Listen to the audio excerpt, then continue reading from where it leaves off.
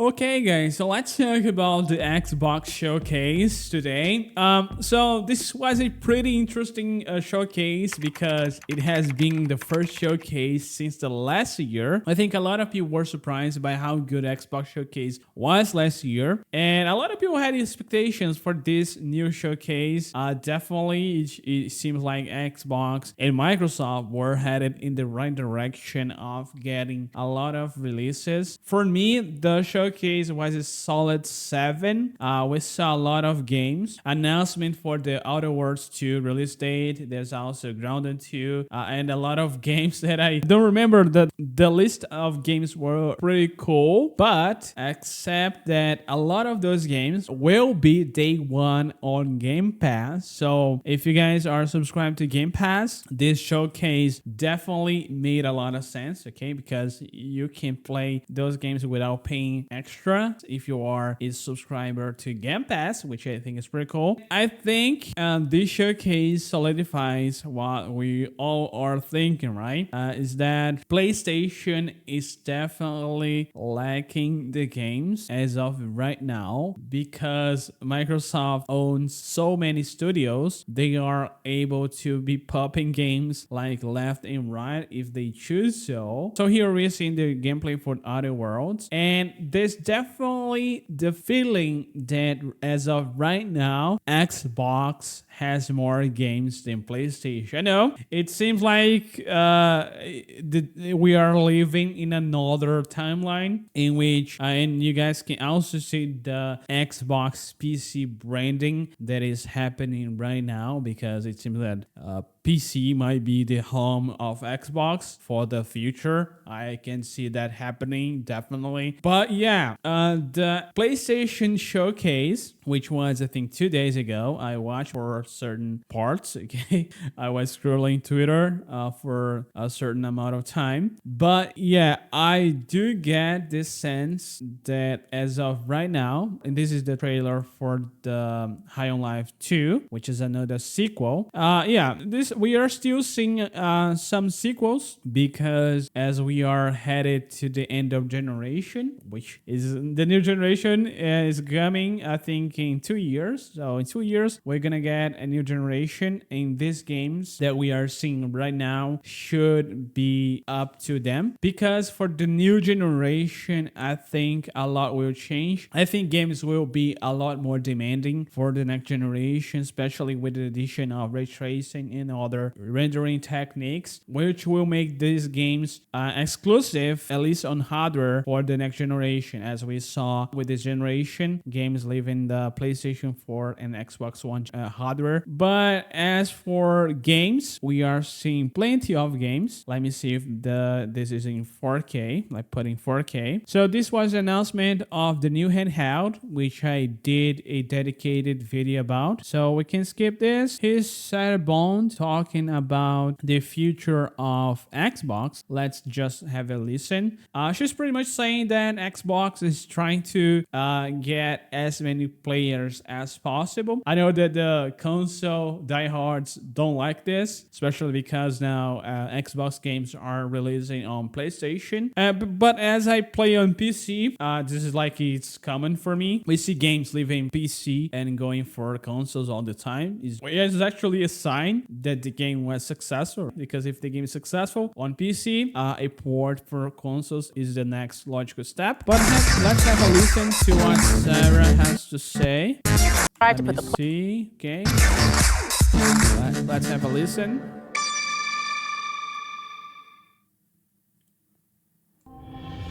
At Xbox, we strive to put the player first. And that's what you've seen from us over the years. We've led the industry with backward compatibility. We championed crossplay and cross-progression.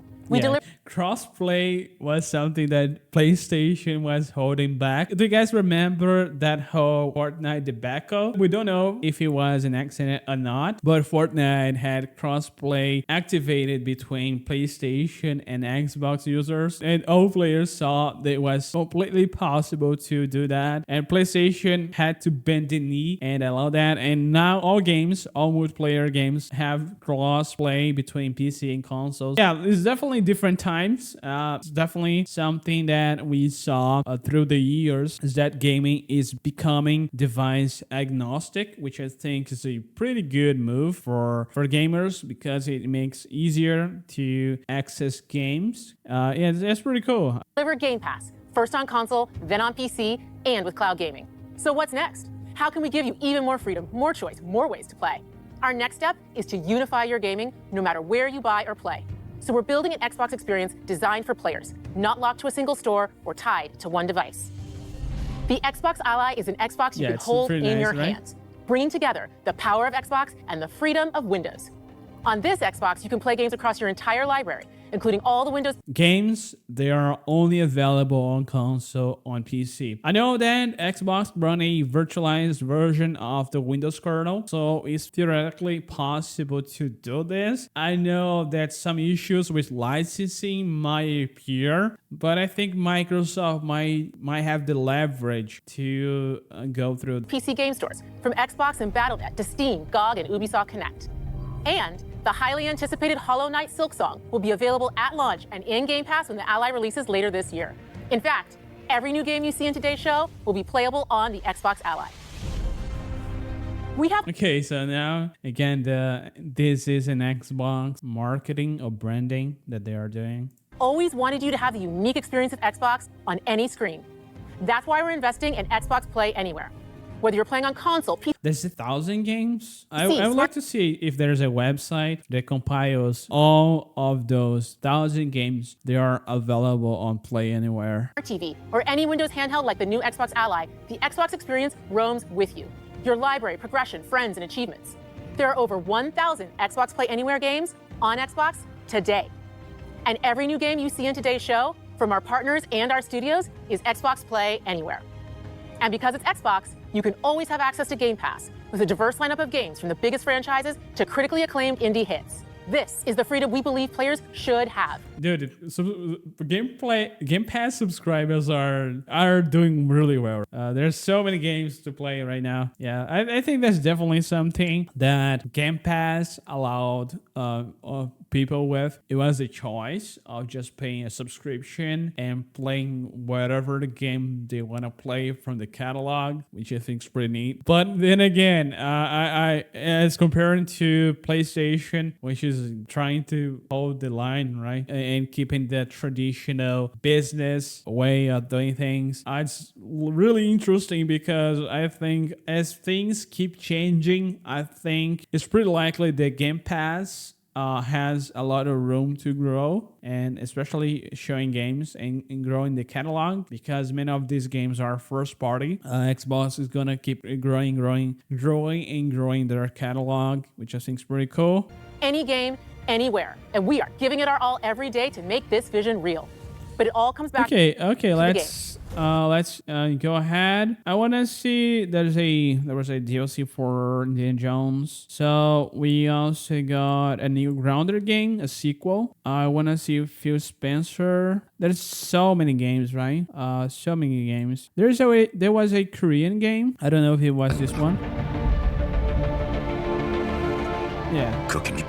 This was the Korean game that we saw. There was, let me see here, this game, which is, I think is a geared toward kids. There's a new Tony Hawk game. I want to see, is it the PlayStation one? No, it's Gears E-Day, right? Does it say play across platforms with crossplay? Is this the PlayStation one? I don't know. I think it is, right? Oh, reloaded. Yeah, Gears of War. So yeah, this one is the Gears of War. It's not a day, okay? So Gears of War, Xbox Series X and S, Xbox PC. Again, the branding on PC. Xbox Cloud, Steam, and PlayStation 5. Yeah, I think that this new future of people being able to play games wherever they want is definitely the way to go. But let's see here. Persona 4. Yeah, I think it's going to Xbox. Let me see. Yeah, and it's gonna go on Game Pass, it seems, right? playing Xbox One yet. Okay, Game Pass.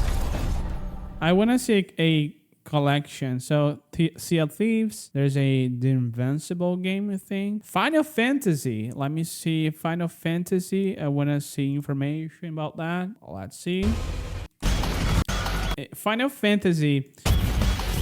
Okay, available today. Okay, so Final Fantasy is one of those games that I do want to play, and the main reason why I want to play this game is because I want to get a lot of hours of Japanese to practice Japanese. So when I game, I try to usually get something out of it. If it's not improving my aiming mechanics, it's definitely learning something. And I think if I were to play Final Fantasy, especially to listen to the dialogue and Japanese, would be pretty cool. So this was not on Game Pass. World premiere. Let me see what Phil has to say. Okay, let's see it now. Oh, so games like Psychonauts 2 showed how Double Fine excels at creating unique and innovative experiences, and Keeper is no exception. Looking ahead, next year marks 25 years of Xbox. It's a big milestone for the platform and franchises that you helped build and make popular. We couldn't have done this without everyone who's been with us on this journey.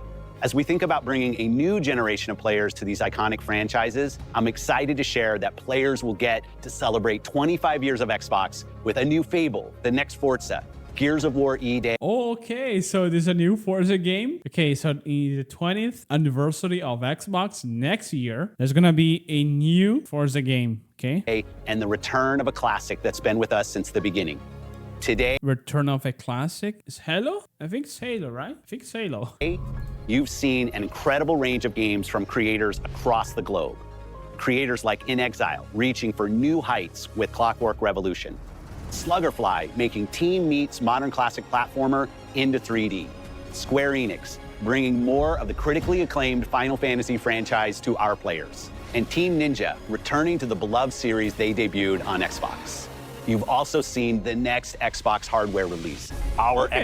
Phil, I think this was a pretty solid showcase, and Phil looks a lot happier now. I think he was looking a little bit defeated last year, but I think with the successes that Xbox has and how they see how good the Activision is doing internally in terms of revenue, I think the results they are getting are responsible for Phil looking this enthusiastic about the future of Xbox. Yeah, definitely here's in this shot definitely looks very enthusiastic and happy about this. I think that's pretty cool. Handheld, which lets you bring your Xbox experience and your library with you anywhere.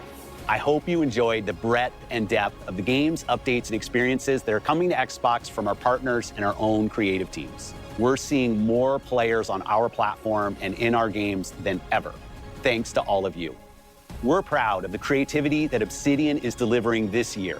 Immediately after Showcase, our Direct begins, where you'll go inside the studio for an extended look at The Outer Worlds 2 and Grounded 2. Thanks for joining us today. But before we get into the Direct, we have a final world premiere. Enjoy. Yeah, the last one I think is Call of Duty, right? World premiere. There's a butterfly there. Okay, let's see it. Let's see this one. In footage in cinematics. Welcome to the guild. We have been expecting you. Let's see. Please, follow me. It's a futuristic game. I think as a global tech leader. Black Ops 7. Our software, our systems, or is combined with our skilled team, is designed to save lives. Your years of service have shown you the importance of our work. Here, you'll witness the global scope wow, of the that graphics in this are absolutely stunning. Let me introduce you to our esteemed visionary. The graphics on these are really good. We have been bound by outdated systems, accepting limitations instead of redefining them. The Guild is safeguarding tomorrow, now. We are pioneering the future of protection worldwide. I don't think this is Call of Duty. Our advancements are designed to elevate everyday life. Look a little bit different. Unless it's a new take on it. I'm Emma Kagan, CEO of the Guild.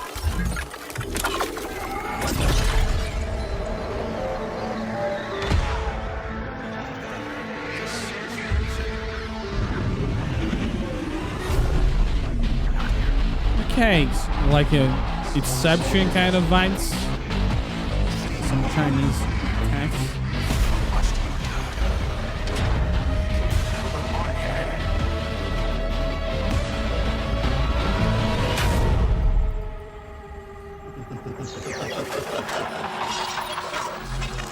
Which game is it? Now I'm curious. Is it butterfly? Fear is a powerful thing. Navi Mason.